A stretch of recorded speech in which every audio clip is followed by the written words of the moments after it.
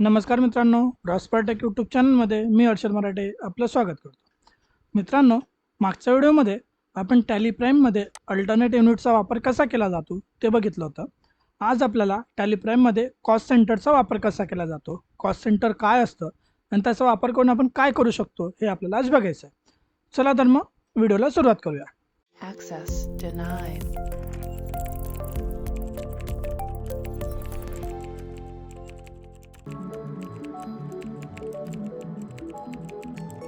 Access granted. मित्रांनो, आज आपल्याला कॉस्ट सेंटरबद्दल माहिती घ्यायची आहे. कॉस्ट सेंटर काय असतं, तर ज्या वेळेस एकाच कंपनीमध्ये आपल्याला मल्टिपल डिपार्टमेंटसोबत काम करायचे असेल तर आपण कॉस्ट सेंटरचा वापर करू शकतो. त्याच्यामध्ये काय होतं, टॅली प्राईममध्ये आपली कंपनी एकच असते, बॅलन्स शीट पण त्याच्यात एकच असते, पण त्याच्यामध्ये जे काही आपण काम करणार आहे ते डिपार्टमेंट वेगवेगळे असतात. त्यावेळेस आपण कॉस्ट सेंटरचा वापर करतो. चला तर मग एक नवीन कंपनी क्रिएट करूया.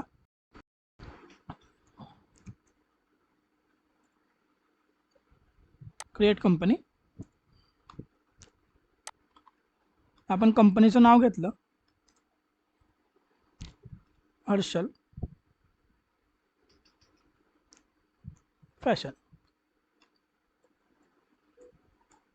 कंपनी कुठे आपली, तर शहादामध्ये, स्टेट आहे आपलं महाराष्ट्र. कंपनी क्रिएट केली. त्याच्यानंतर telephone number, mobile number, fax, email, website, जी काही आपल्या वेबसाईटची जी काही आपल्या बिझनेसची डिटेल असेल ते फिल करायची, कंपनी क्रिएट करायची. इथं कंपनी क्रिएट झाल्यानंतर इथं आपलं ऑप्शन आहे इनेबल कॉस्ट सेंटर, याला आपण यस करायचं. मेंटेन अकाउंट, इंटिग्रेट अकाउंट हे यस ठेवायचं. खालचे जे ऑप्शन्स आहेत, batches, expiry date, discount, separate actual bill, हे जर आपल्याला हवे असेल तर आपण ऑन करू शकतो. सध्या गरज नाही आहे म्हणून आपण त्याला नो ठेवलं.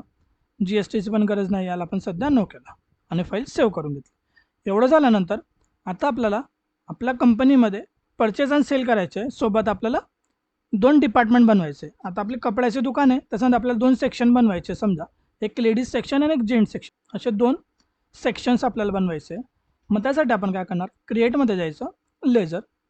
सगळ्यात आधी आपण परचेस लेजर बनवून घेतलं. Purchase account, under purchase account टाईपमध्ये. दुसरं लेजर बनवणार आपण sales account, under sales account type. त्याच्यानंतर Sagar, sundry creditor account, sundry creditor टाईपमध्ये. Hitesh, sundry debtor account, sundry debtor टाईपमध्ये. या पद्धतीने आपण लेजर क्रिएट करून घेतलं. लेजर क्रिएट केल्यानंतर आपल्याला कॉस्ट सेंटर, 2 वेगवेगळे डिपार्टमेंट हवेत, तर आपण इथं कॉस्ट सेंटर क्रिएट करणार. कॉस्ट सेंटरमध्ये आपण पहिलं घेतलं जेंट सेक्शन आणि दुसरं घेतलं आपण लेडीज सेक्शन. असे 2 सेक्शन आपण क्रिएट केले. एवढं झाल्यानंतर आता आपल्याला त्याचा रिलेटेड जे काही आयटम्स असतील, जेंट सेक्शनबद्दल जे आयटम असतील ते आणि लेडीज सेक्शनबद्दल जे आयटम्स असतील ते आपल्याला इथं क्रिएट करायचे. मग त्यासाठी सगळ्यात आधी जाणार आपण स्टॉक ग्रुपमध्ये. आपण एक ग्रुप तयार केला. समजा इथं तयार केला आपण टी शर्ट नावाचा, आणि दुसरा घेतला आपण साडी नावाचा. या पद्धतीने 2 स्टॉक आयटम ग्रुप तयार केला. याच्यानंतर बाहेर आलो, मग युनिट. आता जो काय आयटम आहे तो आपला कसा विकला जाणार, तर क्वांटिटीमध्ये. मग इथं घेतला QTY अंडर क्वांटिटी. एस्केपने बाहेर स्टॉक आयटम. आता आपल्याला जो काय आयटम बनवायचा आहे, जो काय आपल्याला आयटम परचेस करायचे असेल किंवा सेल करायचे असेल, तो आयटम इथं क्रिएट करावा लागणार. समजा आपण आयटम बनवला एक सिल्क साडी, अंडर ग्रुप येणार आपला साडी आणि क्वांटिटीमध्ये.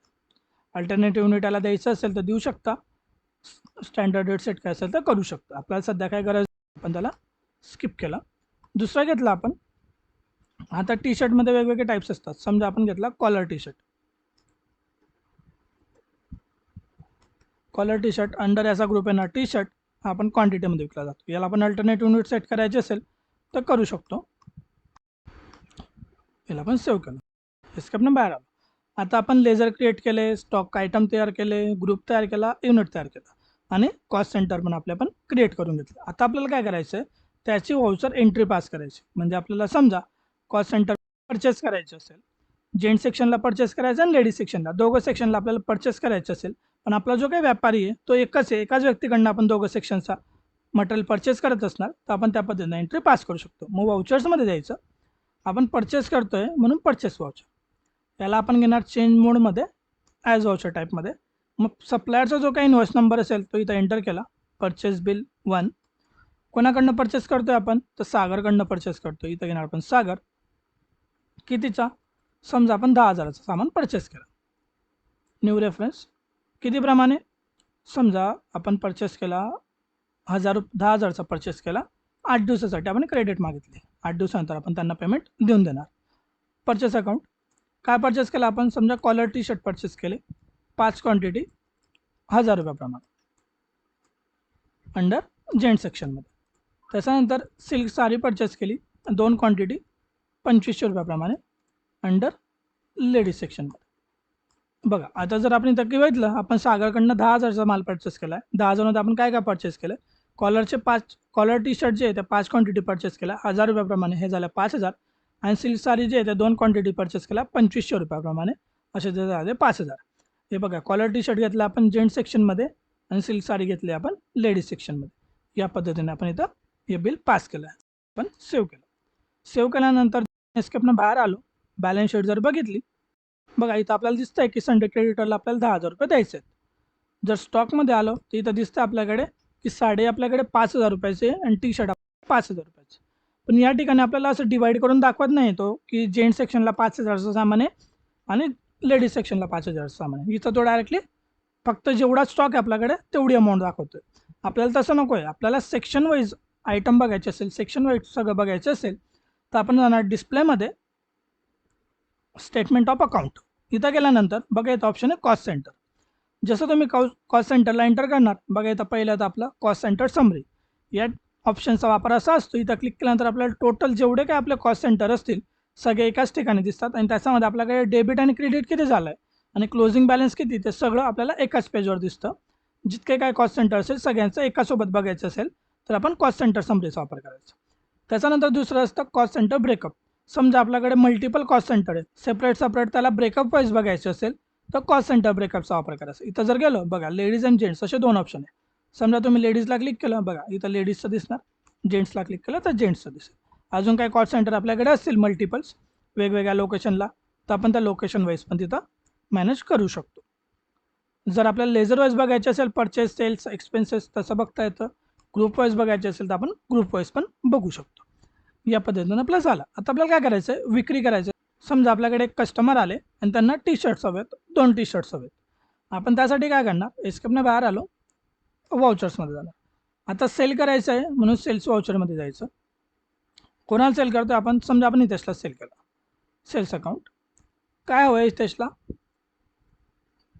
तर टी शर्ट आणि साडी दोघं गोष्टी त्याला हव्यात. मग आपण काय करणार, ॲज वाउचरमध्ये आलो. हितेश कितीचा विक्री करतोय आपण, समजा 5,400चा आपण विक्री केला. 5 दिवसामध्ये तो आपल्याला पेमेंट देणार आहे.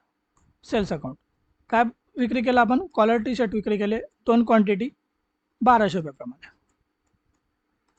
कुठून विक्री केली आपण, जेंट सेक्शनमधनं. आणि आपण सिल्क साडी विक्री केली 1 क्वांटिटी 3,000 रुपयाप्रमाणे. कुठून, तर लेडीज सेक्शनमधनं. बघा इथं जर बघितलं तर 5400च्या सामान आपण टोटल सेल केला आहे, त्याच्यातनं 2400चा आपण सेल केला आहे तो म्हणजे जेंट सेक्शनमधनं आणि 3,000चा जो सेल केला तो आपण लेडीज सेक्शनमधून केलं आणि याला सेव्ह केलं. आता बाहेर आलो, बॅलन्स शीट जर बघितलं, हे बघा आपल्याला 900 रुपयाचा टोटल प्रॉफिट झाला आहे. स्टॉक आपल्याकडे या पद्धतीने अवेलेबल आहे. 5,500 रुपयाचा स्टॉक अवेलेबल आहे. संडे डेटरकडनं आपल्याला 5,400 घ्यायचे आहेत आणि क्रेडिटरला 10,000 रुपये द्यायचे आहेत. आता आपल्याला याला सेंटर वाईज बघायचं असेल कॉस्ट सेंटर वाईज तर आपण काय करणार, display more reports, statement of accounts, cost centre. Cost centre समरीला जर आलो, बघा इथं दिसतंय जेंट सेक्शनमध्ये टोटल डेबिट झाला होता 5,000चा, क्रेडिट झाला 24,2600चा क्लोजिंग बॅलन्स.